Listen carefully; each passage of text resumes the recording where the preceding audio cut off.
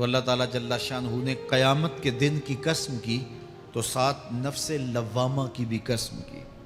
قسم تو کوئی بھی کرے تو سننے والا متوجہ ہوتا ہے کہ یہ جو قسم کی جا رہی ہے تو یہ کسی عنوان کی اہمیت کو بیان کرنا مقصود ہے، تو پھر قسم اگر رب کرے تو پھر سمجھنے کے لیے کافی ہے کہ وہ کتنا اہم مضمون ہوگا جس پہ میرا رب رب ہو کے قسم کر رہا ہے۔ تو قیامت پر اللہ تعالیٰ قسم فرما رہا ہے تاکہ اس کا قسم فرمانا اہل عقل کے لیے کافی ہو کہ اس کے اس بات کے لیے اس سے بڑی کیا دلیل ہو سکتی ہے کہ میرا رب اس پہ قسم کر رہا ہے۔ اَيَحْسَبُ الْإِنسَانُ أَن لَّن نَّجْمَعَ عِظَامَهُ، اللہ تعالیٰ ارشاد فرماتا ہے کہ کیا آدمی یہ سمجھتا ہے کہ ہم ہرگز اس کی ہڈیاں جمع نہیں فرمائیں گے؟ یہ ایک کافر تھا، عدی بن ربیعہ، یہ مراد ہے یہاں انسان سے۔ ایک روایت کے مطابق ابو جہل بن ہشام مراد ہے۔ تو یہ ابو جہل یا عدی بن ربیعہ یہ کہتے تھے کہ کیا ہڈیوں کو دوبارہ جوڑا جائے گا، دوبارہ ان کو جمع کیا جائے گا؟ یہ نہیں ہو سکتا، قیامت نہیں آ سکتی۔ وہ کہتے تھے یہ جہاں ہے بس ختم ہو جائے گا کام تمام، لہٰذا جو عزت پانی ہے، جو لذت حاصل کرنی ہے، جو عیش و عشرت کرنی ہے، جو کچھ کرنا ہے اسی جہان میں کر لو۔ آج کل بہت سارے لوگوں کا رویہ بھی یہی ہے کہ بس ٹھیک ہے یہ دنیا ہی سب کچھ ہے، آخرت بس ایک اعتقاد کی حد تک ذہن کے کسی گوشے میں ہے، 2 لمحوں کے لیے خیال آیا تو رک گئے، پھر اپنی وہی ڈگر کی زندگی۔ لیکن آخرت جب تیقن کی اس منزل تک پہنچ جائے پھر انسان کے اعمال کے اندر خود بخود جو ہے وہ نظم پیدا ہو جاتا ہے کہ چونکہ میں اللہ کے حضور پیش ہونا ہے اور ایک ایک عمل کا میں نے حساب دینا ہے۔ تو آخرت کے بارے میں یقین کی کمزوری انسان کو جو ہے وہ گناہوں کی دلدل میں پھنسا دیتی ہے، اس لیے آخرت کا یقین یہ بہت ضروری ہے تاکہ ہماری زندگی میں نظم پیدا ہو اور ہم اللہ کے حضور جھکنے والے، اس کے شکر گزار بندے، اس کی اتباع کرنے والے بنیں۔ تو اب وہ کافر کہتے تھے ابن ربیعہ یا ابو جہل کہ یہ جو ہڈیاں ہیں ان ہڈیوں کو کیسے دوبارہ زندہ کیا جائے گا۔ نضر بن حارث ایک کافر تھا، وہ کہیں سے قبرستان سے پرانی ہڈی اٹھا لایا اور وہ اتنی بوسیدہ تھی کہ ہاتھ کے لمس سے ٹوٹ ٹوٹ کے گرتی تھی، اور حضور کے پاس آ کھڑا ہوا اور آ کے کہنے لگا کہ کیا ان ہڈیوں کو دوبارہ زندہ کیا جائے گا؟ کون ہے ان کو جو دوبارہ زندہ کرے؟ اور ساتھ ہڈی توڑتا ہے اور اس کے ریزے زمین پہ گرتے ہیں۔ تو حضور علیہ السلام نے اللہ کی جانب سے اس کا جواب دیا۔ ذرا قرآن پڑھیے، سورہ یاسین کا آخری رکوع ہے، وَضَرَبَ لَنَا مَثَلًا وَنَسِیَ خَلْقَهُ قَالَ مَن يُحْیِی الْعِظَامَ وَهِیَ رَمِیمٌ۔ اب وہ باتیں کرنے لگ گیا ہے، اس کی زبان بولنے لگی ہے، اب کہاوتیں ہمارے لیے لاتا ہے، اور کیا کہتا ہے؟ مَن يُحْیِی الْعِظَامَ وَهِیَ رَمِیمٌ، ان ہڈیوں کو کون زندہ کرے گا جبکہ اتنی بوسیدہ ہو گئی ہیں؟ تو یہ نضر بن حارث حضور کے سامنے ہڈی لایا تھا اور توڑتا تھا اور کہتا تھا یہ ہڈیاں زندہ ہوں گی، ان ہڈیوں کو دوبارہ اٹھایا جائے گا جو اتنی بوسیدہ ہو گئی ہیں کہ ہاتھوں کا لمس بھی گوارا نہیں کرتی، اس کو دوبارہ زندہ کیا جائے گا؟ کون زندہ کرے گا؟ جواب سنو، قُلْ يُحْيِيهَا الَّذِي أَنشَأَهَا أَوَّلَ مَرَّةٍ، اے محبوب فرما دیجئے اب تو ہڈیاں موجود ہیں، جب ہڈیاں بھی نہیں تھیں تو جس رب نے انسان بنایا ہڈیوں کو جوڑ کے نہیں بنا سکتا۔ اب تو میٹیریل موجود ہے، جب میٹیریل بھی موجود نہیں تھا۔ هل أتى على الإنسان حين من الدهر لم يكن شيئا مذكورا، انسان پر وہ وقت بھی آیا ہے جب یہ قابل ذکر چیز ہی نہیں تھا، اس کا نقشہ نہیں تھا، اس کی صورت نہیں تھی، اس کا میٹیریل نہیں تھا، اس کا مادہ نہیں تھا، لیکن جس نے حضرت انسان بنایا پانی کی بوند سے تخلیق کیا، تو اب کیا وہ ہڈیوں کو جوڑ کر انسان نہیں بنا سکتا؟ تو یہ کفار بات کرتے تھے کہ نہیں نہیں نہیں، اتنی بوسیدہ ہڈیوں کو کیسے زندہ کیا جائے گا، یہ بات سمجھ میں نہیں آتی۔ پھر ان کے ذرے بکھر گئے، بعض انسانوں کو جانور چیڑ پھاڑ کے کھا گئے، کچھ وہ کھا گئے، کچھ ہڈیاں پڑی رہ گئیں، کچھ ان کی ہڈیاں راکھ بن کے اڑ گئیں۔ تو کیسے ہو سکتا ہے کہ ان کو دوبارہ زندہ کیا جائے، ان کے اجزاء جوڑے جائیں؟ اب یہ عدی بن ربیعہ نے بھی یہی کہا۔ اللہ ارشاد فرماتا یحسب الانسان ان لن نجمع عظامہ، یہ آدمی گمان کرتا ہے، کہتا ہے کیا ہڈیوں کو دوبارہ زندہ کیا جائے گا؟ اللہ فرماتا ہے کیوں نہیں، ہم اس بات پہ قادر ہیں کہ اس کے انگلیوں کے پور پور کو دوبارہ کھڑا کر دیں، اور اس کے اجزاء جو بکھرے ہوئے ہیں ان کو ہم اکٹھا کر کے دوبارہ ان کو جوڑ دیں، ہمارے لیے کوئی مشکل نہیں ہے۔ لیکن یہ اس کا خیال ہے کہ ہڈیوں کو کیسے جوڑا جائے گا، لیکن سورہ یاسین میں جو دلیل دی اس پہ کس قدر جو ہے وہ اشش کرنے کو جی چاہتا ہے۔ فرمایا کہ قل یحییھا الذی انشأھا اول مرہ، یہ کہتے ہیں یہ ہڈیاں کون جوڑے گا؟ کہا جب ہڈیاں بھی نہیں تھی، جس نے ہڈیاں بنائی اس کے لیے جوڑنا کیا مشکل ہے؟ تو یہ عجیب تم نے بات کی۔ تو اللہ تعالیٰ جل شانہ قیامت کے دن ہمارے وجود دوبارہ اٹھائے گا اور اپنے حضور بندوں کو کھڑا کرے گا اور ان سے سوال پوچھے گا۔ یہ نہیں ہے کہ جو مرضی کرتے گئے، ایک آدمی نے ظلم کیا، جبر کیا، زیادتیاں کی، لوگوں کا حق لوٹا، لوگوں کا مال غصب کیا، عزتیں پامال کی، اور اتنا مؤثر تھا کہ عدالتیں وہ خرید لیتا تھا، کچہریاں وہ خرید لیتا تھا، پولیس وہ خرید لیتا تھا، کوئی سے پوچھنے والا نہیں تھا، اس کی بات چلتی تھی، اس کا فون چلتا تھا، اس کا رکا چلتا تھا، عیش و عشرت کی زندگی گزاری اور مر گیا، ہزاروں کے حق غصب کر کے، ہزاروں کا مال ہڑپ کر کے، لوگوں کی آبروئیں لوٹ کے مر گیا اور قبر میں چلا گیا، بس قصہ ختم۔ اب نہ وہ اٹھے گا نہ اس سے حساب لیا جائے گا، تو پھر انصاف کہاں گیا؟ ایک عدالت ایسی ہونی چاہیے کہ جس عدالت میں اس کو بھی پکڑا جائے اور ٹکٹکی پہ باندھا جائے کہ دنیا پر تو کسی نے تجھے پکڑا نہیں، آ اس عدالت میں تیرے خلاف سلطانی گواہ بھی موجود ہیں اور تجھے گناہوں کا، جرم کا بدلہ بھی دیا جائے گا، اور منصف جو ہے وہ انصاف کرے اور ان مظلوموں کو کھڑا کیا جائے کہ دنیا پر تو تمہاری داد رسی کسی نے کی، اس دربار میں تمہاری پوری پوری داد رسی کی جائے گی۔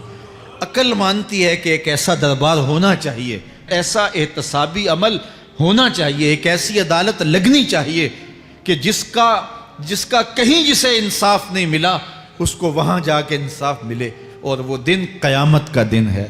اس کا یقین زندگی میں نظم پیدا کر دیتا ہے اور تھر تھر بدن کانپتا ہے کہ آج اگر ہم مؤثر بھی ہو جائیں اور کسی کے سامنے جواب دہ نہ ہوں، لیکن ایک عدالت تو ہے جہاں ہم نے جواب دہ ہونا ہے اور اپنے ایک ایک عمل کا حساب دینا ہے۔ تو اللہ ارشاد فرماتا ہے کہ اس عدالت کے سامنے تم نے پیش ہونا ہے، تمہارے جوڑ جوڑ کو اللہ تعالیٰ دوبارہ کھڑا کرے گا اور اس کو دوبارہ تخلیق کرے گا اور پیدا کرے گا، اور تم دوبارہ کھڑے ہو جاؤ گے، اس کے حضور پیش ہوگے۔ بل یرید الانسان لیفجر امامہ، بلکہ آدمی چاہتا ہے کہ اس کی نگاہ کے سامنے بدی کرے۔ استغفر اللہ۔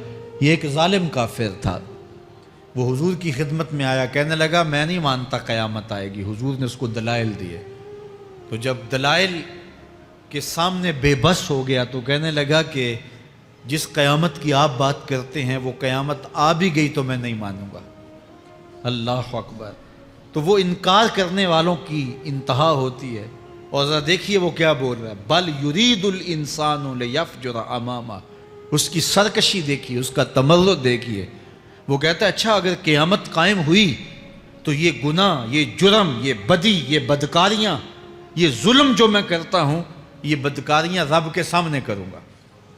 کیسی ڈٹائی ہے، مذاق اڑاتا ہے، تمسخر اڑاتا ہے آخرت کا۔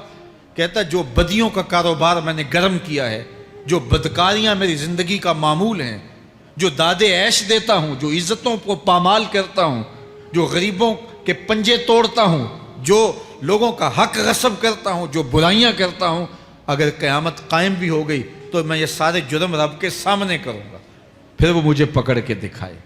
اللہ اکبر۔ یسأل ایان یوم القیامہ، پھر پوچھتا ہے اچھا قیامت کب آئے گی؟ یہ تمسخر کے طور پہ پوچھتا ہے، لاؤ نہ قیامت کب آئے گی قیامت، میں جرم رب کے سامنے کرنا چاہتا ہوں۔ اللہ اکبر۔ اب جواب سنیے، اب لفظوں کا ترجمہ اس زور سے کیا ہی نہیں جا سکتا جس زور کے لفظ ہیں۔ وہ کہتا ہے قیامت کب آئے گی، میں تو یہ جرم رب کے سامنے کرنا چاہتا ہوں، کوئی قیامت نہیں ہے، مذاق اڑاتا ہے، قیامت کب آئے گی؟ آواز آئی فَإِذَا بَرِقَ الْبَصَرُ وَخَسَفَ الْقَمَرُ وَجُمِعَ الشَّمْسُ وَالْقَمَرُ، جب قیامت آئے گی تو آنکھیں چندھیا جائیں گے، چاند بے نور ہو جائے گا، سورج اور چاند اکٹھے ہو جائیں گے۔ یقول الانسان یومئذ این المفر، آج جو کہتا ہے کہاں ہے قیامت، اس دن بھاگتا پھرے گا، کوئی پناہ گاہ ہو بتاؤ، کوئی ہے ٹھکانہ چھپنے کا، کوئی پناہ گاہ ہے؟ کلا لا وزر، آواز آئے گی کوئی ٹھکانہ نہیں ہے، آج کوئی ٹھکانہ نہیں ہے۔ الی ربک یومئذ المستقر، اگر ٹھکانہ ہے تو صرف رب کے پاس ہے، انہیں ٹھکانہ ملے گا جو رب کے بندے ہیں اور اس کی دہلیز پہ آنے والے ہیں۔ یُنَبَّأُ الْإِنسَانُ یومئذ بما قدم وأخر، اللہ تعالیٰ اس دن بتا دے گا جو آگے بھیجا اور وہ بھی بتا دے گا جو پیچھے چھوڑا، ایک ایک چیز تشت ازبام ہو جائے گی۔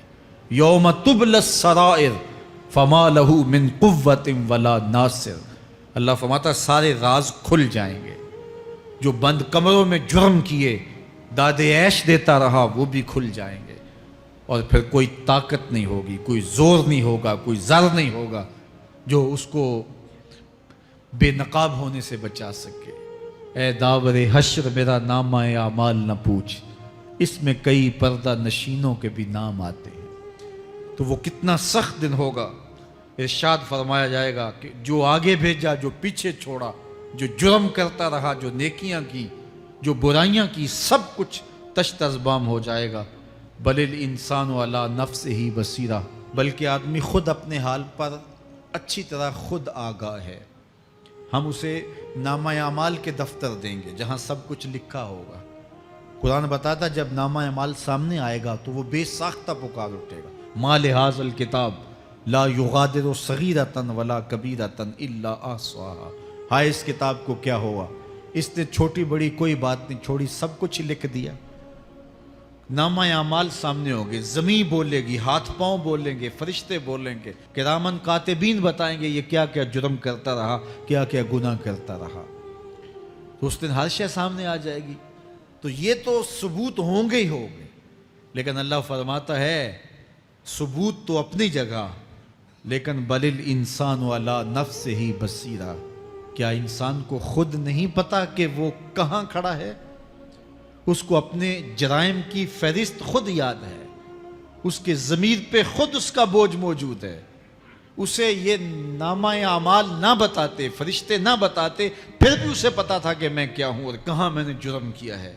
وَلَوْ أَلْقَى مَعَاذِيرَهُ، اللہ اکبر، اگر اس کے پاس جتنے بہانے ہوں سب لا ڈالے، جب بھی کوئی اس کا بہانہ نہیں سنا جائے گا۔ قیامت کا دن ہوگا، دنیا کے اوپر تو بہانوں سے انسان بچ نکلتا ہے، کوئی جھوٹ بول لیا، کوئی جھوٹا گواہ پیش کر دیا، کوئی مکر کر لیا، کوئی رشوت چل گئی، کوئی سفارش کام آ گئی، کوئی بہانہ تراش لیا، بات کو توڑ موڑ کے پیش کر لیا۔ لیکن قیامت کا جب دن ہوگا تو کوئی نہ جھوٹا گواہ چلے گا، نہ رب کی پولیس رشوت لیتی ہے، نہ وہاں انصاف کے خلاف کوئی کام ہوگا، اور نہ ہی کوئی بہانہ چل سکے گا۔ اللہ اکبر۔ دوسری بات مفسرین نے یہ بھی لکھی کہ بعض اوقات یہ ہوتا ہے کہ انسان اپنے گناہ پر، اپنے جرم پر کوئی بہانہ تلاش کر کے لوگوں کو مطمئن کر لیتا ہے۔ جو اس نے جرم کیا، کسی سے زیادتی کی، کسی کا حق غصب کیا، تو لوگوں نے ملامت کی تو وہ کوئی بہانہ تلاشتا ہے اور لوگوں کو مطمئن کر لیتا ہے۔ بعض اوقات لاجواب کر دیتا ہے، بعض اوقات مطمئن بھی کر لیتا ہے۔ وہ لوگوں کو تو مطمئن کر لیتا ہے لیکن وہ خود مطمئن نہیں ہو سکتا۔ جس نے جرم کیا ہوتا ہے، جرم اس کو اندر سے ڈستا رہتا ہے، اس کا ضمیر اس کو ٹھوکریں مارتا رہتا ہے، اندر کی بے چینی اسے تنگ کرتی رہتی ہے، اگرچہ وہ دلائل سے، مکر و فریب سے باتوں کو توڑ موڑ کے عذر کر لیتا ہے، کوئی بہانہ بنا لیتا ہے، لیکن اس کے باوجود اس کے اندر کوئی چین، اندر کوئی اطمینان نہیں ہوتا۔ اللہ اکبر! تو مجرم بے چین رہتا ہے۔ آج ہماری بے چینیوں کا ایک سبب ہمارا مالک کی دہلیز سے منہ موڑنا اور بہت سارے دیدہ نادیدہ گناہوں کا ارتکاب کرنا ہے۔ جب ہم سے سستیاں ہو جاتی ہیں، کوتاہیاں ہو جاتی ہیں، تو وہ گناہ ہمارا پیچھا نہیں چھوڑتے اور ہمیں بے چین اور مضطرب رکھتے ہیں۔ تو بعض اوقات جو ہے وہ ہم کہتے ہیں کہ پتہ نہیں بے چینی کیا ہے۔ بے چینی گناہوں کی ہے۔ گناہ طبیعت میں بے چینی پیدا کر دیتا ہے، سکون نہیں آنے دیتا۔ اطمینان کی دولت چھن جاتی ہے جب کوئی شخص گناہ کرتا ہے، اور یہ لازمی نہیں ہے کہ وہ کسی کا حق غصب کرے، اس نے کسی کی عزت ہی پامال کی ہو، اس نے کسی کی آبرو پہ حملہ کیا ہو۔ اگر نماز چھوڑی ہے تو بے چینی یہ بھی کم نہیں ہے، یہ رب کی نافرمانی ہے۔ اگر اس کی نظر بھٹکی ہے تو یہ بھی کم بے چینی نہیں دیتی۔ اگر اس کا خیال بہکا ہے، اس نے زبان سے کسی کو دکھ دیا ہے، اس نے کسی کے لیے سب و شتم کا انداز اختیار کیا ہے، گالی گلوچ کا رنگ اختیار کیا ہے، تو پھر کیا ہوا کہ یہ بے چینی اندر کو توڑتی رہتی ہے۔ انسان چلتا پھرتا ہے لیکن اسے طمانیت نہیں ملتی، اسے سکون نہیں ملتا۔ سکون کب ملے گا؟ سکون تب ملتا ہے جب کسی سے زیادتی کی ہو تو اس سے جا کے معافی مانگ لی جائے، اور اس لجاجت کے ساتھ معافی مانگی جائے کہ وہ مجبور ہو جائے معاف کرنے پہ، تو پھر اندر طمانیت اتر جاتی ہے۔ اگر رب کی نافرمانیاں کی ہیں تو لیلۃ القدر کے دامن میں اس سے معافی مانگ لو، اتنی لجاجت سے معافی مانگو، اس قدر رو کے معافی مانگو، ترلے منت پہ اتر آؤ، ہاتھ جوڑو، آنسو بہاؤ، چیخو، چلاؤ، رو، اس کی دہلیز سے لپٹ جاؤ، اس سے اپنے گناہوں کی معذرت کرو۔ جب مالک نے معاف کر دیا، اندر کی ساری بے چینیاں مٹ جائیں گی، دل کو قرار مل جائے گا، دل کو تسکین نصیب ہوگی۔ تسکین اس کی دہلیز سے تمہیں ملے گی، یہ اندر سے پھوٹتی ہے، باہر سے نہیں آتی ہے۔ تسکین کے قافلے اندر ہی اترتے ہیں، اندر سے اس کے سوتے پھوٹتے ہیں، اس کے چشمے پھوٹتے ہیں۔ ہم باہر سے ڈھونڈتے ہیں، باہر سے تسکین نہیں ملتی، یہ اندر سے آئے گی۔ اس لیے اس دل کے اوپر لگے ہوئے میل کچیل کو، غلاظت کو دور کر لو اور کھرچ دو دل کے اوپر پڑے ہوئے جتنے بھی زنگ ہیں، تو پھر نتیجہ کیا ہوگا؟ دل ستھرا ہوگا، مصفا ہوگا، مزکا ہوگا، تو پھر دل پر نور ہوگا، تو پھر آپ کو زندگی گزارنے کا لطف اور سرور اور مزہ آنے لگ جائے گا۔ تو انسان جب دلیلیں تراشتا ہے، اس سے بعض اوقات اپنے آپ کو بھی مطمئن کرنے کی کوشش کرتا ہے، اوروں کو بھی مطمئن کر لیتا ہے، لیکن حقیقت میں اطمینان نہیں ہوتا، وہ بے چینی ہوتی ہے۔ تو اللہ تعالیٰ جل شانہ اس کہانی کو بیان کرتے ہوئے ایک اور مضمون کو بیان کیا، اور یہ بالکل درمیان میں جملہ معترضہ کے طور پہ جو ہے وہ نظر آ رہا ہے کہ بات تو چل رہی ہے، تو اچانک اللہ اپنے محبوب سے مخاطبہ فرماتا ہے اور کیا ارشاد کرتا ہے؟ لا تحرک بہ لسانک لتعجل بہ۔ تو یہ اچانک بات کیوں آ گئی؟ اصل بات یہ تھی کہ جب وحی نازل ہوتی تو آقا کریم علیہ السلام ہمہ تن گوش ہو کے اس وحی کو سنتے، پھر اس کو محفوظ کرنے کی فکر ہوتی کہ جو میں نے سنا ہے وہ اچھی طرح مجھے یاد ہو جائے، اور پھر آقا کریم علیہ السلام کی تیسری فکر یہ ہوتی کہ اس کے جو معارف ہیں، اسرار ہیں، اور اس کے جو ثمرات ہیں، اس کی جو تفصیلات اور نکلنے والے اس کے نتائج ہیں، وہ بھی اچھی طرح جو ہے وہ میں سمجھ پاؤں۔ تو یہ تین مشقتیں بیک وقت حضور گوارا کر رہے ہوتے۔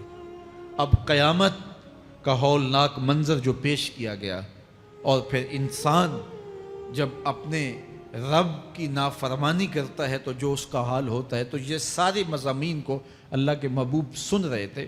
حضور کے قلب اطہر پر گرانی آئی، اور میرے رب کو کیسے گوارا تھا۔ جو حضور سن رہے تھے جلدی جلدی اس کو زبان پہ لانا چاہ رہے تھے تاکہ وہ اچھی طرح ازبر ہو جائے، لیکن اللہ نے محبوب کی اس مشقت کو دیکھا تو فرمایا لا تحرک بہ لسانک لتعجل بہ۔ محبوب آپ اپنی زبان کو جنبش نہ دیں، آپ جلدی کرتے ہیں تاکہ وہ جو میں نے سنا ہے وہ میری زبان پہ آ جائے، ان علینا جمعہ و قرآن، یہ ہمارے اوپر ہے، ہم آپ کے دل میں جمع بھی کریں گے، جو آپ کو سکھایا ہے وہ آپ کو یاد بھی رہے گا، وہ آپ بھول نہیں سکیں گے۔ فَإِذَا قَرَأْنَاهُ فَاتَّبِعْ قُرْآنَ، اور جب ہم پڑھ لیں تو پھر اس کے بعد آپ اس کو دہرائیں پڑھیں۔ ثُمَّ إِنَّ عَلَيْنَا بَيَانًا، پھر اس کی تفصیل بھی ہمارے ذمہ ہے، اس کا بیان بھی ہمارے ذمہ ہے۔ اس سے وہ لوگ جو حجیت حدیث کا انکار کرتے ہیں اور پھر وہ کہتے ہیں کہ نہیں بس قرآن مجید کی آیات ہی ہیں، اس کے علاوہ اور کچھ نہیں ہے، وہ من اللہ نہیں ہے، تو یہاں غور کرنا ہے۔ ثم ان علینا بیانہ فرمایا گیا، پھر ہمارے اوپر ہے اس کا بیان جو آپ کو ہم القاء کریں۔ اور آقا کریم نے فرمایا، سنن نسائی کی روایت ہے، انما اوتیت القرآن ومثلہ معہ، مجھے قرآن دیا گیا اور قرآن جتنے اور علوم بھی میرے سینے میں رکھے گئے۔ تو صرف قرآن ہی نہیں اتارا گیا حضور کے سینے میں، حضور کے سینے میں بہت کچھ نازل کیا۔ حضور کا سینہ گنجینہ ہے اسرار و معانی کا، اور اللہ تعالیٰ جل شانہ نے اپنے محبوب کو بہت کچھ عطا کیا۔ یہ بیان کرنے کے بعد فرمایا، کلا بل تحبون العاجلہ وتذرون الآخرہ۔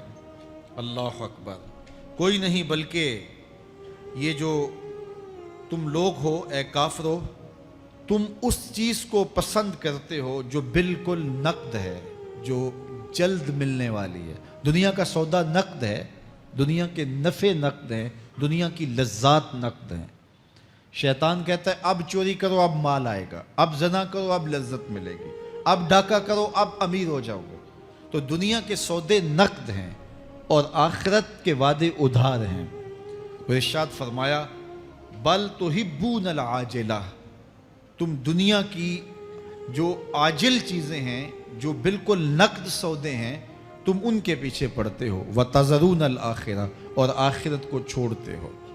دوسرے مقام پہ ارشاد فرمایا سورہ الاعلیٰ میں، بل تؤثرون الحیات الدنیا والآخرۃ خیر وابقیٰ، تم دنیا کی جیتی زندگی کو ترجیح دیتے ہو، حالانکہ آخرت بہتر بھی ہے اور دائمی بھی۔ میں آپ کی توجہ چاہوں گا، آخرت بہتر بھی ہے اور دائمی بھی، لیکن تمہاری ترجیح یہ دنیا ہے جس کی آخرت کے مقابلے میں کوئی حیثیت ہی نہیں ہے۔ حضور نے ارشاد فرمایا، اگر کسی کو جنت میں ایک کوڑا رکھنے کی جگہ مل جائے، ایک ڈنڈا رکھنے کی جگہ مل جائے، دنیا و ما فیہا کی دولتوں سے وہ زیادہ قیمتی ہے۔ 7 براعظموں پہ پھیلی ہوئی کائنات، سمندروں کی تہوں میں قیمتی موتی، پہاڑوں کے دامن میں قیمتی معدنیات، مالیاتی اداروں کے پاس سرمائے، لوگوں کے پاس دولت کے انبار، یہ سارے اکٹھے کر لیے جائیں اور ان کی قیمت لگائی جائے، اور جنت میں ایک ڈنڈا رکھنے کی جگہ، ایک عصا رکھنے کی جگہ، ایک کوڑا رکھنے کی جگہ، وہ جگہ پھر بھی زیادہ قیمتی ہے۔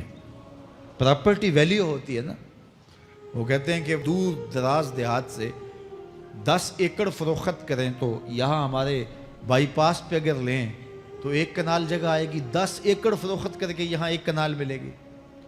اور اگر آپ مزید اس کو فروخت کر کے مزید جو ہے وہ کسی مہنگے علاقے میں چلے جائیں تو ہو سکتا ہے 2 مرلے اس 10 ایکڑ کے مقابلے میں آئیں۔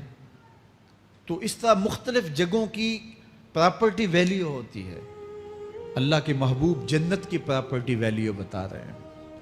7 براعظموں پہ پھیلی ہوئی کائنات کو ایک پلڑے میں رکھیں، پوری دنیا کے اندر جو سرمائے ہیں، جو ماضی میں سرمائے لوگوں نے خرچ کر لیے، جو حال میں موجود ہیں، جو آنے والے ادوار میں لوگوں کے پاس آئیں گے، قارون کا خزانہ اور سرمائے سارے اکٹھے کر کے ایک پلڑے میں رکھ دیں، جنت میں ایک عصا رکھنے کی جگہ پھر بھی زیادہ قیمتی ہے۔ تو پھر دنیا کی آخرت کے مقابلے میں قیمت کیا ہوئی؟ دنیا کی جنت کے مقابلے میں ویلیو کیا ہوئی؟ اور جنت میں سب سے کم جگہ کس کو ملے گی؟ جو سب سے آخر میں جائے گا۔ ظاہر ہے سب سے کم جگہ اسی کے پاس ہوگی جو سب سے آخر میں جہنم کے دھکے کھا کھا کے، رگڑے سہ سہ کے پھر آخر میں جنت میں جائے گا۔ سب سے تھوڑی جگہ اس کے پاس ہوگی۔ حدیث پاک میں آتا ہے، بخاری میں آتا ہے، حضور نے ارشاد فرمایا، کہ جب جہنم سے آخری جہنمی نکالا جائے گا تو اللہ تعالیٰ اسے پوچھے گا بتا تیری کوئی آرزو، تو وہ کہے گا مالک یہ آرزو ہے، یہ آرزو ہے، مختلف آرزوؤں بتائے گا۔ اللہ فرمائے گا لکا ما تمنیتا، جو تو نے آرزو کی جا جا تجھے میں نے عطا کر دی، اب جنت میں چلا جا۔ تو اس کی تو توقع یہ ہوگی کہ سایہ دیوار جنت میں جگہ مل جائے تو غنیمت ہے، اور اگر جنت کے اندر جاؤں تو کوئی جھونپڑا مل جائے 2 مرلے کا تو وہ بھی کافی ہے۔ لیکن اللہ اسے کتنی جگہ دے گا؟ اللہ فرمائے گا جا جنت میں، تیرے لیے جنت میں دنیا سے 10 گنا جگہ ہے۔ 7 بر اعظموں کو 10 سے ضرب دے تو کہا کہ دنیا سے 10 گنا جگہ تیرے لیے۔ اس کو یقین ہی نہیں آئے گا، وہ کہے گا اتسخر وانت الملک، میرے رب تو بادشاہ ہو کے مجھ سے مذاق کر رہا ہے؟ اللہ فرمائے گا نہیں، تیرے لیے 10 گنا جگہ ہے، اور اس کے لیے 10 گنا جگہ ہوگی جو سب سے آخر میں جنت میں جائے گا۔ میں آپ کی توجہ چاہوں گا، جو آخری جنتی ہے اس کے پاس کتنی جگہ ہوگی، کتنی پراپرٹی ہوگی؟ آج تو 2 10 20 50 مربع کسی کے پاس ہوں تو وہ اتراتا ہوا چلتا ہے کہ میں اتنا بڑا ذمہ دار ہوں۔ جنت میں آخری جنتی کی جگہ کتنی ہوگی؟ دنیا سے 10 گنا جگہ۔ تو داتا گنج بخش علی حجویری کی جاگیروں کا عالم کیا ہوگا؟ بابا فرید الدین گنج شکر کی جاگیروں کا عالم کیا ہوگا؟ پھر اصحاب رسول کی جاگیروں کا عالم کیا ہوگا؟ قیمتی کتنی جگہ کہ ایک ڈنڈا رکھنے کی جگہ مل جائے، دنیا و ما فیہا سے وہ قیمتی، اور وہ قیمتی جگہ دنیا سے 10 گنا جگہ اس کو دی جائے گی جو سب سے آخر میں جائے گا۔ تو مجھے بتائیے اس سے بڑا بے وقوف کوئی ہے جو آخرت کو برباد کر کے دنیا کا سودا کرتا ہے؟ بل توسرون الحیات الدنیا والآخرۃ خیر و ابقا، کہا آخرت بہتر بھی ہے اور دائمی بھی ہے، نہ ختم ہونے والی زندگی ہے۔ تو یہاں بھی ارشاد فرمایا کلا بل تحبون العاجلہ وتذرون الآخرہ، تم نقد کے پیچھے دوڑتے ہو، آخرت جو ادھار ہے اس کی پرواہ نہیں کرتے ہو۔ یہ نقد تمہیں مل بھی جائے، پہلی تو بات ہے ملتی نہیں ہے، دنیا تمہارے آگے بھاگتی ہے اور تم پیچھے بھاگ رہے ہو۔ کچھ حصہ تمہیں مل بھی گیا تو وہ کتنے سالوں کے لیے؟ 60 سال 70 سال، یہ تو بڑی لمبی زندگی ہیں۔ ہمارے ہاں 45 سال ایوریج نکالی گئی ہے۔ 60 سال بھی کوئی جی لے، 70 سال بھی کوئی جی لے، کیا حیثیت ہے آخرت کے مقابلے میں؟ آخرت کا ایک دن یوم حشر قرآن بتاتا ہے 50,000 سال کا ہوگا۔ 50 سال کا نہیں، 50-100 سال کا نہیں، 50,000 سال کا ایک دن۔ پھر اس کے بعد نہ ختم ہونے والی زندگی، مینڈے کی شکل میں موت کو بھی ذبح کر دیا جائے گا، موت کو بھی موت آ گئی، اب موت نہیں ہے، نہ ختم ہونے والی زندگی۔ اور جو جنت میں چلا گیا سب سے آخر میں جانے والے کی یہ جائیدادیں۔ تو اصل زندگی تو آخرت کی زندگی ہے۔ کلا بل تحبون العاجلہ وتذرون الآخرہ، یہ تو ایک سودا ہے۔ اب اللہ تعالیٰ ایک اور چیز بتا رہا ہے، ذرا غور کیجئے۔ دنیا کی محبت دل میں ایسی پیدا ہو گئی کہ ہمیں سال کے بعد ماہ سیام میں مسجد میں آنا نصیب ہوتا ہے، اور ہم اپنی ہی دنیا میں مگن ہیں کہ یہی دنیا سب کچھ ہے۔ یہ کائنات بھی دیکھو، میرا رب بیان کر رہا ہے وجوہ یومئذ ناظرہ الی ربہا ناظرہ۔ وہ دن جب آئے گا تو جب بندے اس کے حضور حاضر ہوں گے جنہوں نے اپنی زندگی حزم و احتیاط سے گزاری ہوگی، رب کی اتباع میں، فرما برداری میں، اس کے حکموں کو پورے کرتے بسر کی ہوگی، پھر ان کو صلہ کیا ہوگا؟ اللہ فرمایا کچھ چہرے ہوں گے جو تر و تازہ ہوں گے، کھل کے گلاب ہو جائیں گے، چہرے منور اور تابہ ہوں گے۔ یہ اتنے کھلے کیوں ہوں گے، چہرے گلاب کیوں ہوں گے؟ الی ربہا ناظرہ، اس لیے کہ رب کا دیدار نصیب ہوگا۔ رب کا دیدار نصیب ہوگا تو چہرے کھل جائیں گے اور چہرے شگفتہ ہو جائیں گے، چہرے تر و تازہ ہو جائیں گے۔ یار کوئی پرانا دوست مل جائے اور آپ سخت صدمے کے ماحول میں ہوں تو اچانک اسے دیکھ لیں تو آپ کا چہرہ کھل جاتا ہے اور آپ کا چہرہ گلاب بن جاتا ہے، تو پھر کیا منظر ہوگا؟ دنیا کے تھکے ہوئے لوگ، جنگوں کے ستائے ہوئے لوگ، بدر، احد، حنین اور کربلا کی سختیاں گوارا کیے ہوئے لوگ، تہجد کے اندر لمبا قیام کر کے راتوں کی تنہائیوں کے تھکے ہوئے لوگ، حلال کھایا حرام نہیں کھایا اور دنیا سے پیچھے رہ گئے، دنیا آگے چلی گئی اور یہ حلال کی تلاش میں بظاہر پیچھے رہ گئے۔ گھر والے بھی تانے دیتے ہیں کہ تم تو پیچھے رہ گئے، دنیا کہاں چلی گئی، تمہارے رشتہ دار کہاں چلے گئے۔ تانے اور تانوں تشنی کے برستے تیر سہے ساری زندگی گزار دی۔ دکھوں کے مارے ہوئے یہ شخص جب قیامت کے دن اپنے رب کے حضور جائیں گے تو اللہ رخ انور سے نقاب ہٹا دے گا، پھر کیا ہوگا؟ اللہ کا دیدار ہوگا تو یہ چہرے کھل جائیں گے، ساری تھکن اتر جائے گی، جنم جنم کی ساری تھکن اتر جائے گی اور چہرے شگفتہ گلاب بن جائیں گے۔ اللہ فرمائے گا دیکھو ان کے چہرے کیسے کھلے ہوئے، وجوہ یومئذ ناظرہ الی ربہا ناظرہ۔ یہ تو خوش نصیب لوگوں کے چہرے ہیں۔ ووجوہ یومئذ باسرہ، اور پھر اس دن کچھ منہ بگڑے ہوئے ہوں گے۔ کیسے بگڑے ہوں گے؟ پاؤں میں درد ہو تو چہرے پر بگاڑ ہوتا ہے، پیٹ میں درد ہو تو چہرہ اچھا دکھائی نہیں دیتا، کان میں درد ہو، آنکھ میں درد ہو، سر میں درد ہو تو چہرہ بگڑ جاتا ہے۔ اور ان کے چہرے اتنے بگڑے ہوں گے، کوئی آنے والا خوف طاری ہو تو چہرے بگڑ جاتے ہیں۔ اور انسان کے چہرے کی ہوائیاں اڑی ہوتی ہیں، اب ان کے چہروں کی ہوائیاں اڑی ہوں گی۔ کیوں؟ قرآن بتاتا ہے تظن ان یفعل بہا فاقرہ، یہ ڈر رہے ہوں گے کہ ہمارے ساتھ اب جو سلوک ہونے والا ہے وہ کمر کی ہڈی توڑ دے گا۔ ہم نے رب کے حکموں کو توڑا، ہم نے پرواہ نہیں کی، ہم سمجھے دنیا میں آئے ہیں تو ہماری دنیا ہے، آوارہ ہوں، خواہشات نفس کے مطابق زندگی گزاریں، آنکھیں بے حیائی میں لگی رہیں، سوچیں آوارگی میں لگی رہیں، کان نغمے سنتے رہے، زبان جھوٹ بکتی رہی، ظلم و جبر کا بازار گرم رکھا، عصمتیں عزتیں پامال کرتا رہا، لوگوں کا مال لوٹتا رہا، حق غصب کرتا رہا، کلیجے اور دل چیرتا رہا، لوگوں کو زخمی کرتا رہا، لوگوں کے جذبات سے کھیلتا رہا، پرواہ نہیں کی کہ یہ دنیا ہے، امتحان گاہ ہے، چند دنوں کے لیے آئے ہیں، اللہ کے حضور پیش ہونا ہے، عملوں کا حساب ہونا ہے۔ اب جب وہ دیکھیں گے کہ ہمارے ساتھ کیا ہونے والا ہے تو ان کے چہرے پہلے بگڑ جائیں گے۔ کیوں؟ وہ گمان کریں گے کہ ان کی ریڑھ کی ہڈی توڑ دی جائے گی، ایسے عذاب آئیں گے جس طرح کسی کی ریڑھ کی ہڈی ٹوٹ جائے تو اس کا چہرہ شگفتہ گلاب تو نہیں ہوتا، اس کا چہرہ جو ہے وہ تو کس قدر مرجھایا ہوا ہوتا ہے۔ تو اللہ ارشاد فرماتا ہے اس طرح ان کے چہرے ہوں گے۔ ابھی عذاب آیا نہیں ہے لیکن چہرے پہلے اترے ہوئے ہوں گے، اور جب عذاب کی بھٹی میں ڈالے جائیں گے، اللہ اکبر، اور وہ سخت عذاب، حضور نے جبریل امین سے پوچھا مجھے جہنم کے عذابوں کا ذکر سناؤ۔ عرض کی حضور سب سے ہلکے عذاب کی کہانی سناتا ہوں، اور وہ یہ کہ جہنمی کے پاؤں میں آگ کا جوتا رکھا جائے گا، باقی پورا بدن اس کا سلامت ہوگا۔ یہ سب سے ہلکے عذاب کی کیفیت ہے۔ اب پاؤں میں آگ کا جوتا ہوگا، حدت، گرمی، شدت اتنی ہوگی کہ دماغ پگھل کے ناک اور کانوں کے راستے سے باہر آ جائے گا۔ پاؤں میں رکھے ہوئے جوتے کی گرمی دماغ کو ایسے چڑھے گی کہ وہ پگھل جائے گا اور ناک اور کانوں کے راستے سے باہر آ جائے گا۔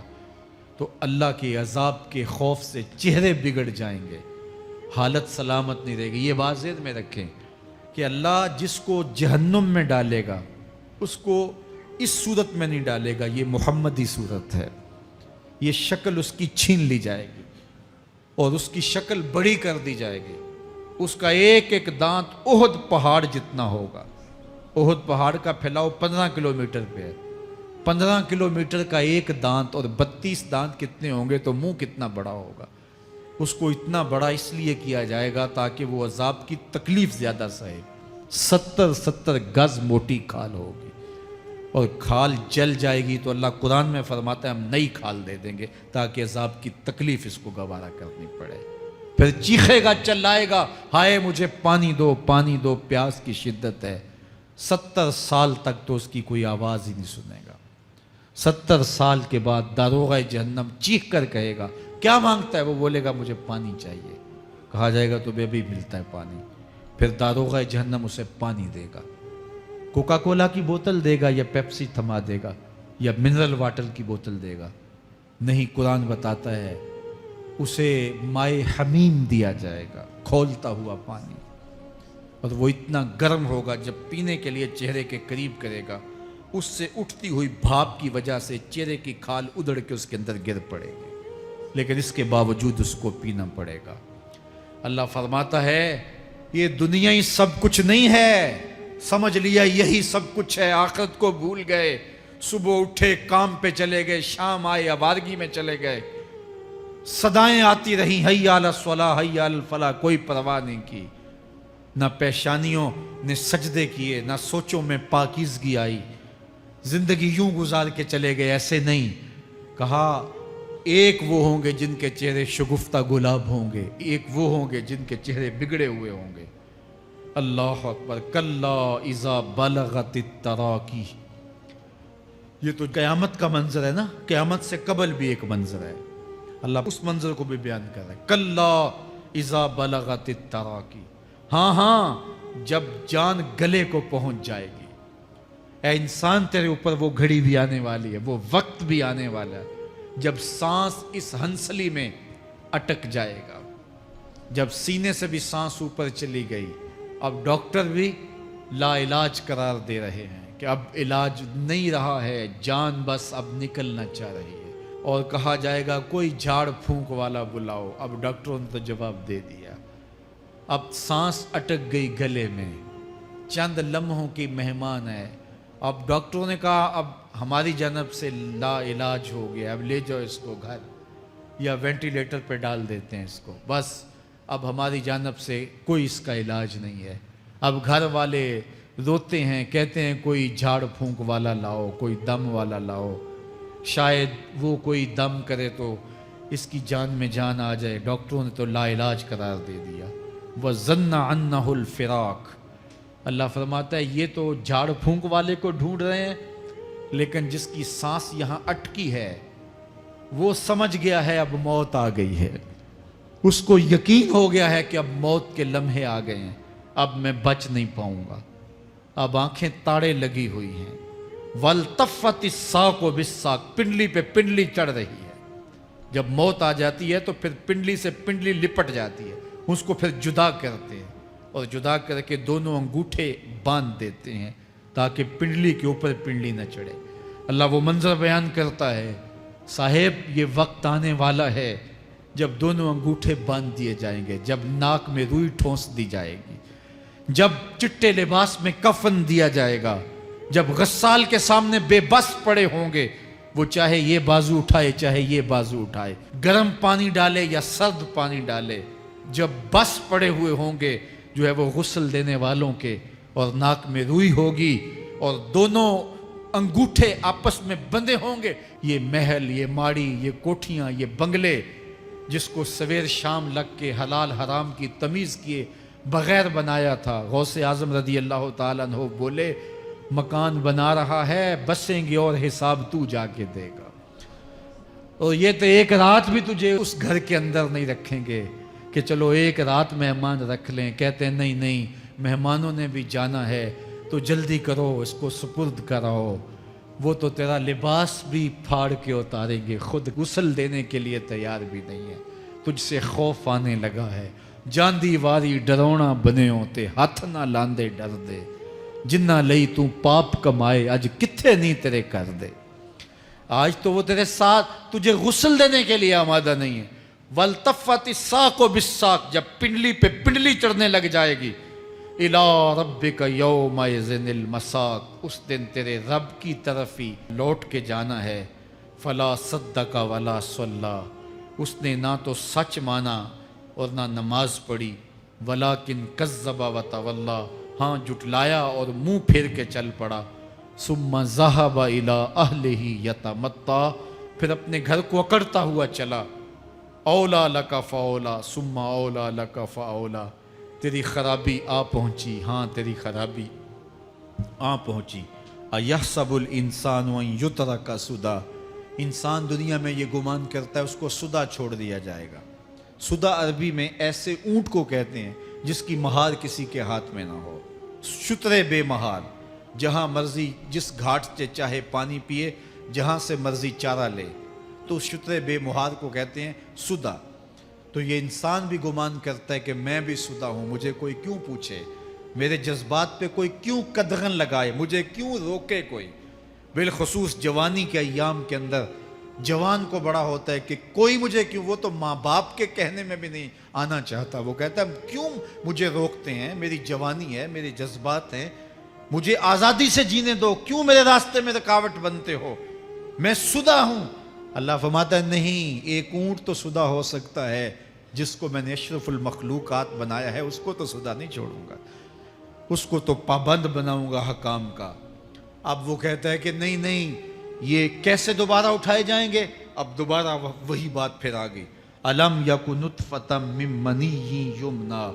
اللہ فرماتا ہے ایک بوند تھی نا، پانی کا ایک قطرہ تھا جو رحم مادر میں رکھا گیا، ثم کان علقہ، پھر وہ پانی کا قطرہ لوتھڑا بنا، فخلق فسوی، پھر اللہ نے اسے پیدا فرمایا اور پھر ٹھیک ہموار کیا، فجعل منہ الزوجین الذکر والانثی، پھر اس سے وہ جوڑ بنائے، کوئی مرد بنایا کوئی عورت بنائی۔ کہا اب غور کر، اب تیری آنکھیں دیکھتی ہیں، بجلیاں چمکتی ہیں، تیری زبان کا طوطی بولتا ہے، لوگ اشش کرتے ہیں تیری گفتگو پہ، تیری گفتار پہ صدقے جاتے ہیں، تیرے لہجے کے جمال کو دیکھتے ہیں، تیرے سینے کا زور، تیرے پنجوں کی طاقت، تیری دماغ کی تیزیاں اور تیری سوچوں کے اجالے، تیری زوردار ٹانگیں، تیرے کڑیل بازو اور تیری چوڑی چھاتی اور تیرے گلاب کی پتیوں جیسے ہونٹ۔ اے انسان، یہ سب کچھ کہاں تراشا گیا؟ ماں کے رحم میں، اس تاریکی میں جو 3 پردوں میں تھی، تیرا سر تیرے گھٹنوں میں تھا، اور تیرے رب نے وہاں تیرے اندر نسوانیت یا رجولیت کی صلاحیتیں پیدا کی، تیری آنکھوں میں چمک پیدا کی، تیرے کانوں میں نغمے بکھیرے، تیری زبان کے پٹھوں پہ قوت ذائقہ رکھی، تجھے بولنے کی صلاحیت دی، تیرے پنجوں میں زور رکھا۔ آج تو مفتی شہر ہے، آج تو علامۃ الدہر ہے، آج تو قاضی القضات ہے، آج تو منسٹر ہے، آج تو وزیر اعظم ہے، آج تو پہلوان ہے، آج تو شہزادہ ہے، آج تو بادشاہ ہے، آج تو زوراور ہے، آج تیری طاقت کے کیا کہنے، آج شیروں کو تو نچا لیتا ہے، ہاتھیوں کو تو بٹھا لیتا ہے، آج تو بڑا زوراور گھڑ سوار ہے، آج تیری طاقت کے کیا کہنے، تو کشتی کرتا ہے، زمانہ دیکھنے آتا ہے، آج تیری طاقت کے شہرے ہیں، تیری عظمت کے تنتنے ہیں، لیکن انسان تو ایک ناپاک قطرہ تھا اور رحم مادر میں تھا، تیرے اندر یہ رنگ کس نے بھرے، تیرے کانوں میں نغمے کس نے رکھے، تجھے دماغ کی قوتیں کس نے دی، زبان کو بولنا کس نے سکھایا، آنکھوں میں توانائیاں کس نے رکھی، تیری زبان کا طوطی بولتا ہے، یہ سلیقے کس نے دیے؟ پھر اللہ فرمایا، کتنا زوردار بیان ہے، الیس ذالک بقادر علی ان یحیی الموتیٰ، جو ماں کے پیٹ میں ایک نطفے کو ایک خوبصورت انسان بنا سکتا ہے، ہڈیوں کو جوڑ کے دوبارہ انسان نہیں بنا سکتا؟ کیا وہ دوبارہ تجھے کھڑا نہیں کر سکتا اپنے سامنے پیش ہونے کے لیے، جس کے حکموں کو تو نے توڑا ہے، جس کے فرامین کا تو نے مذاق اڑایا ہے؟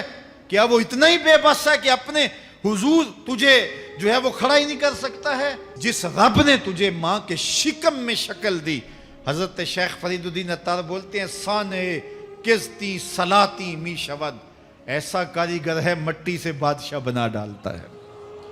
اس نے مٹی سے دارا و سکندر بنائے، اس نے مٹی سے جو ہے وہ رستم و سہراب بنائے، اس نے مٹی سے کیا کیا بنا دیا، جو مٹی سے بادشاہ بنا سکتا ہے، جو نطفہ رحم مادر سے جو ہے وہ شکل اور صورت اور رنگ اور جمال بنا دیتا ہے۔ تیری صورت نکھرتی ہے، تیرے ہونٹ گلابی ہیں اور تیری نرگسی آنکھیں ہیں، تیرے ریشمی بال ہیں اور تیری خوبصورت رنگت ہے، تو چال چلتا ہے تو لگتا ہے قیامت چل رہی ہے، تیرا قد رانا جو ہے وہ صنوبر کو شرماتا ہے، تیری گفتار کے تنتنے ہیں۔ جس نے اتنی خوبصورت شکل ماں کے رحم میں بنائی، کیا وہ ہڈیوں کو جوڑ کے دوبارہ انسان نہیں بنا سکتا؟ وہ دوبارہ انسان بنائے گا اور پھر تجھے اپنے حضور کھڑا کرے گا۔ اور ایک حدیث میں آتا ہے اللہ بندے کو اپنے حضور کھڑا کرنے کے بعد اپنے سامنے سے ہٹنے نہیں دے گا جب تک 5 سوال نہیں پوچھ لے گا۔ ان عمر ہی فیما افنا ہو، اس کی عمر کے بارے میں پوچھے گا کہاں ضائع کی؟ میں نے تجھے زندگی دی 60 سال 70 سال 40 سال 50 سال، اس زندگی کو کہاں گزار کے آیا ہے؟ ان شباب ہی فیما ابلا ہو، اس کی جوانی کے بارے میں پوچھا جائے گا جوانی کہاں گزار کے آیا ہے؟ مجنوں تو نہیں بنا رہا، خواہشات کا اسیر تو نہیں ہو گیا، دیوانوں کی طرح زندگی تو نہیں گزار کے آ گیا؟ تیری جوانی کسی چوک میں تو نہیں گزری، تیری جوانی آوارگی میں تو نہیں گزری، ساری رات سوشل میڈیا کے اوپر گندگی اور غلاستیں تو نہیں دیکھتا رہا؟ تیری زندگی گزری کہاں ہے؟ تیری جوانی گزری کہاں ہے؟ اگر کوئی جواب نہ ہوا تو پھر کیا جواب دے گا؟ اور وہ کتنا خوش نصیب ہوگا جو کہے گا مالک میری جوانی سجدوں میں گزری، میری جوانی قیام میں گزری، میری جوانی رکوع میں گزری۔ میرے حضور فرماتے ہیں سبعۃ یظلھم اللہ فی ظلہ یوم لا ظل الا ظلہ، 7 اشخاص ایسے ہیں قیامت کے دن جب کوئی سایہ نہیں ہوگا، اللہ ان 7 کو اپنے عرش کا سایہ دے گا۔ ان میں سے دوسرا شخص میرے حضور نے بیان فرمایا وشاب نشأ فی عبادت اللہ، وہ جوان جس کی جوانی اللہ کی عبادت میں گزری۔ جوانوں اپنی زندگی کو مالک کی دہلیز پہ لے آؤ۔ جوانی وہی ہے جو مالک کی چوکھٹ پہ گزرے۔ اپنے دل کا تعلق جوڑو، عشق کرنا ہے تو پھر آمنہ کے لال سے کرو، محبت کا رشتہ ان سے جوڑو، تعلق کا ربط ان سے قائم کرو، جوانی کو دین کی راہ پہ ڈالو۔ اللہ اکبر، سنو میرے حضور کا فرمان، انا حبیب اللہ، میں اللہ کا حبیب ہوں۔ پھر فرمایا الشاب التائب حبیب اللہ، جو جوان جوانی میں توبہ کرے وہ بھی اللہ کا حبیب ہے۔ آؤ اللہ کے حبیب بن جاؤ، اللہ کے حبیب بن جاؤ، اللہ کے حبیب بن جاؤ، اللہ کے محبوب بن جاؤ۔ لیلۃ القدر کی گھڑیاں ہیں، رات کا پچھلا پہر ہے، اللہ کے حضور یہ عہد کر کے اٹھو مالک جو زندگی گزر گئی، آئندہ جوانی کا ایک ایک لمحہ تیرے لیے گزرے گا، جیوں گا تو تیرے لیے، مروں گا تو تیرے لیے۔ میری ایک ایک سانس تیرے نام وقف ہوئی، میری زندگی کی ایک ایک ساتھ تیرے نام وقف ہوئی، میں اپنا سب کچھ تیرے لیے پیش کرتا ہوں۔ میری زندگی کا مالک بھی تو ہے، میری موت و حیات کا خالق اور مالک بھی تو ہے، یہ زندگی تو نے دی، تیری امانت ہے، تیرے حضور ہی پیش کرتا ہوں۔ اور لیلۃ القدر کی گھڑیوں میں اس عزم کے ساتھ گھروں کو لوٹو کہ اللہ میری زندگی کا ایک ایک لمحہ تیرے نام ہوا، آنے والے موسم تیرے نام ہوئے، میری جوانی تیرے نام ہوئی، میرے آنسو تیرے نام ہوئے، میری پیشانی تیرے نام ہوئی، میرے دل کی دھڑکن تیرے نام ہوئی، میری صلاحیتیں تیرے نام ہوئی، میری زبان بولے گی تو تیری تسبیح بولے گی، تیرے ذکر کے ترانے پڑے گی، میرے کان سنیں گے تو قرآن کے نغمے سنیں گے، میری آنکھیں دیکھیں گی تو مالک تیری قدرت کی نشانیاں دیکھیں گی، تیرے رسول کا روضہ دیکھیں گی، تیرا کعبہ دیکھیں گی۔ مالک میری زبان سچائی کے نور سے مالا مال ہوگی اور میں ساری زندگی تیرے نام کرتا ہوں۔ اور جب آپ اپنی ساری زندگی اللہ کے نام کر دیں گے تو پھر وہ پوری کائنات تمہارے نام کر دے گا۔ کی محمد سے وفا تو نے تو ہم تیرے ہیں، یہ جہاں چیز ہے کیا لوح و قلم تیرے ہیں۔ اللہ آپ سب کو اپنی پناہ میں، امان میں اور حفاظتوں کے حصار میں رکھے۔